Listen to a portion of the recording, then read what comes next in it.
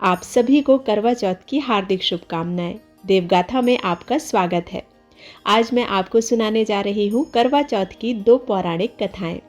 आपसे रिक्वेस्ट है कि आप वीडियो में अंत तक बने रहें और वीडियो पसंद आता है तो वीडियो को लाइक और चैनल को सब्सक्राइब करना मत भूलिएगा। बेल आइकन प्रेस करें ताकि नए वीडियोस आप तक रोज पहुँच सकें। दाम्पत्य जीवन को मधुर बनाने के लिए और पति की लंबी उम्र के लिए पत्नियां हर साल कार्तिक मास की चतुर्थी के दिन करवा चौथ का व्रत रखती हैं। इस साल 1 नवंबर 2023 बुधवार को मनाया जाएगा। करवा चौथ व्रत रखने के साथ इसकी पूजा का भी विशेष महत्व होता है। मिट्टी के करवा, गौरी गणेश और भगवान शिव चौथ माता की पूजा की जाती है। चंद्रमा को अर्घ देने के बाद ही व्रत का पारण किया जाता है। इस दिन सुहागन महिलाएं 16 श्रृंगार करके यह पूजन करती हैं।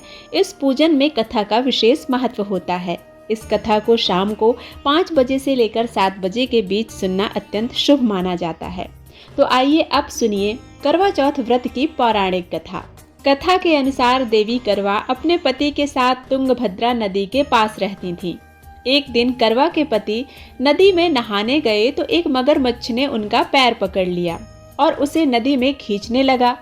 मौत को सामने देखकर करवा के पति उन्हें पुकारने लगे।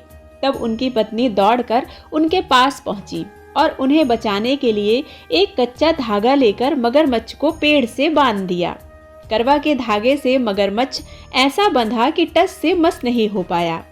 करवा ने यमराज को पुकारा और अपने पति को जीवन देने की गुहार लगाई। इतना ही नहीं, करवा ने मगरमच्छ की जान बचाने की भी मदद मांगी। यमराज ने कहा कि मैं ऐसा नहीं कर सकता क्योंकि मगरमच्छ की उम्र अभी बची है, लेकिन तुम्हारे पति की उम्र पूरी हो चुकी है। गुस्से में करवा ने यमराज से कहा, अगर ऐसा नहीं किया तो मैं आपको श्राप दे दूंगी। सती के श्राप से भयभीत होकर यमराज ने मगरमच्छ को यमलोक भेज दिया और करवा के पति को जीवन दान दे दिया।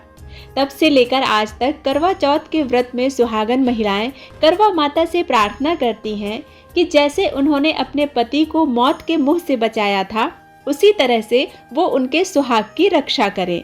मान्यता के अनुसार करवा माता की तरह ही सावित्री ने भी कच्चे धागे से अपने पति को बट के पेड़ के नीचे लपेटकर रखा था। कच्चे धागे में लिपटा प्रेम और विश्वास ऐसा था कि यमराज सावित्री के पति को अपने साथ यमलोक नहीं ले जा सके और सावित्री के पति के प्राण को लौटाना पड़ा। साथ ही सावित्री को वरदान देना पड़ा कि तुम्हारा सुहाग हमेशा बना रहे। इसके बाद दोनों लंबे समय तक साथ रहे। आइए अब सुनिए करवा चौथ की दूसरी पौराणिक कथा। बहुत पुरानी बात है। एक नगर में एक साहूकार रहता था जिसके 7 बेटे और एक बेटी थी। बेटी का नाम करवा था। अपनी प्यारी बेटी की धूमधाम से शादी करके उसे ससुराल के लिए विदा कर दिया। भाई अपनी बहन से बहुत प्यार करते थे। एक बार की बात है कि बहन अपने ससुराल से मायके आई हुई थी, जहां पर उसने अपनी भाभियों के साथ मिलकर करवा चौथ का व्रत रखा। लेकिन शाम होते होते वह भूख से व्याकुल हो उठी। सभी भाइयों से अपनी बहन की ये हालत देखी नहीं गई क्योंकि चंद्रमा निकलने पर अभी काफी समय था। उन्होंने अपनी बहन से पानी पीने के लिए कहा तो उसने कहा कि चांद निकलने के बाद ही वह खा पी सकती है। ऐसे में सभी भाई काफी व्याकुल हो गए। ऐसे में सबसे छोटे भाई से रहा नहीं गया। उसने दूर पीपल के पेड़ पर एक दीपक जलाकर चलनी की ओट में रख दिया।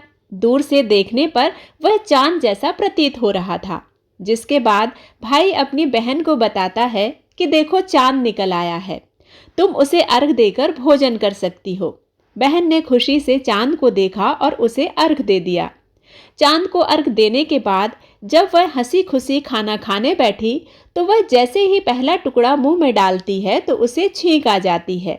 दूसरा टुकड़ा मुंह में डालते ही उसमें बाल निकल आता है और जैसे ही वह तीसरा टुकड़ा मुंह में डालने को होती है तो उसे अपने पति की मृत्यु का समाचार मिलता है। ऐसे में वह काफी उदास हो जाती है, दुखी हो जाती है और रोने लगती है। तब उसकी भाभी उसे भाई द्वारा की गई हरकत की सच्चाई बताती है कि उसके साथ ऐसा इसलिए हुआ है क्योंकि उसके भाई ने उसके साथ छल किया है।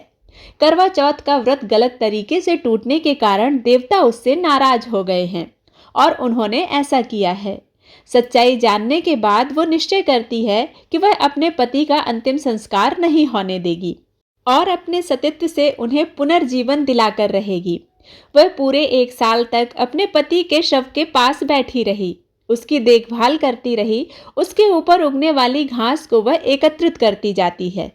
1 साल बाद फिर करवा चौथ का दिन आता है। सभी भाभियां करवा चौथ का व्रत रखती हैं और जब उससे आशीर्वाद लेने आती हैं तो वह प्रत्येक भाभी से यम सुई ले लो, पिय सुई दे दो, मुझे भी अपने जैसी सुहागन बना दो, ऐसा आग्रह करती है। लेकिन हर बार भाभी उसे अगली भाभी से आग्रह करने का कहकर चली जाती हैं। इस प्रकार जब छठे नंबर की भाभी आती है तो करवा उस भाभी से भी यही बात दोहराती है। यह भाभी उसे बताती है कि चूंकि सबसे छोटे भाई के कारण उसका यह व्रत टूटा था, इसलिए उसकी पत्नी में ही शक्ति है कि वह तुम्हारे पति को दोबारा जीवित कर सकती है। इसलिए जब वह आए तो तुम उसे पकड़ लेना और जब तक वह तुम्हारे पति को जिंदा ना कर दे उसे छोड़ना मत, ऐसा कहकर वह चली जाती है। सबसे अंत में छोटी भाभी आती है। करवा उनसे भी सुहागिन बनने का आग्रह करती है, लेकिन वह इधर उधर की बात करने लगती है। इसे देख करवा उन्हें जोर से पकड़ लेती है और अपने सुहाग को जिंदा करने के लिए कहती है। उसकी भाभी उससे छुड़ाने के लिए नोचती है, खसोटती है, लेकिन करवा नहीं छोड़ती है। अंत में उसकी तपस्या को देख भाभी का मन पसीज जाता है और वह अपनी छोटी अंगुली को चीरकर उसमें से अमृत उसके पति के मुंह में डाल देती है। करवा का पति तुरंत श्री गणेश कहता हुआ जीवित हो जाता है। इस प्रकार प्रभु कृपा से उसकी छोटी भाभी के माध्यम से करवा को अपना सुहाग वापस मिल जाता है। तभी से हर सुहागिन महिला करवा चौथ का व्रत पूरे नियम के साथ रखती है। आइए अब सुनिए करवा चौथ की तीसरी कथा। यह कथा महाभारत काल की है। एक बार अर्जुन नीलगिरी पर तपस्या करने गए। द्रौपदी ने सोचा कि यहाँ हर समय अनेक प्रकार की विघ्न बाधाएं आती रहती हैं। उनके शमन के लिए अर्जुन तो यहाँ है नहीं, इसलिए कोई उपाय करना चाहिए। यह सोचकर उन्होंने भगवान श्री कृष्ण का ध्यान किया। भगवान वहाँ उपस्थित हुए तो द्रौपदी ने अपने कष्टों के निवारण के लिए कोई उपाय बताने को कहा। इस पर श्री कृष्ण बोले, एक बार पार्वती जी ने भी शिव से यही प्रश्न किया था, तो उन्होंने कहा था कि करवा चौथ का व्रत गृहस्थी में आने वाली छोटी मोटी विघ्न बाधाओं को दूर करने वाला होता है। यह पित्त प्रकोप को भी दूर करता है।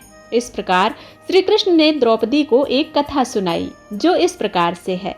प्राचीन काल में एक धर्मपरायण ब्राह्मण के 7 पुत्र और एक पुत्री थी। बड़ी होने पर पुत्री का विवाह कर दिया गया। कार्तिक की चतुर्थी को कन्या ने करवा चौथ का व्रत रखा। 7 भाइयों की लाडली बहन को चंद्रोदय से पहले ही भूख सताने लगी। उसका फूल सा चेहरा मुरझा गया। भाइयों के लिए बहन की यह वेदना असहनीय थी, इसलिए वे कुछ उपाय सोचने लगे। उन्होंने बहन से चंद्रोदय के पहले ही भोजन करने को कहा, पर बहन नहीं मानी। तब भाइयों ने स्नेहवश पीपल के वृक्ष की आड़ में प्रकाश करके कहा, देखो चंद्रोदय हो गया, उठो अर्घ देकर भोजन करो। बहन उठी और चंद्रमा को अर्घ देकर भोजन कर लिया। भोजन करते ही उसका पति मर गया। वह रोने चिल्लाने लगी।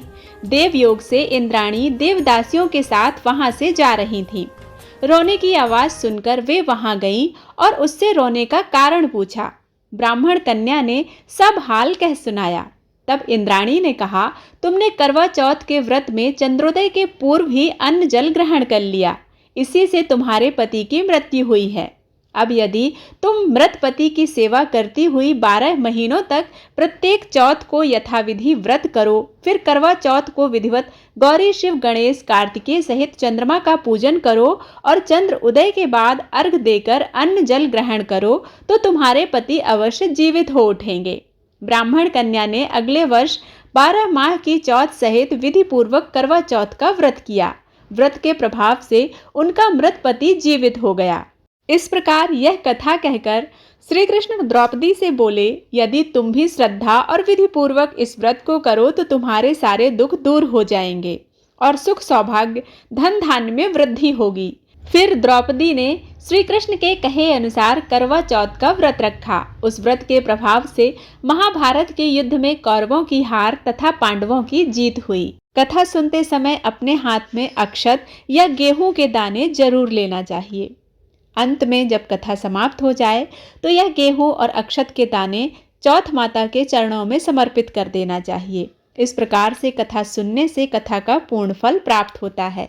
कथा को सुनने वाले पर, सुनाने वाले पर और हुंकारा भरने वाले पर माँ चौथ माता और माँ पार्वती की कृपा सदा सर्वदा बनी रहे। बोलो करवा माता की जय। यदि यह कथा आप सभी को पसंद आती है तो कमेंट बॉक्स में करवा माता की जय लिखना मत भूलिएगा। मिलती हूँ ऐसी ही एक नई कथा के साथ। तब तक के लिए ओम नमः शिवाय।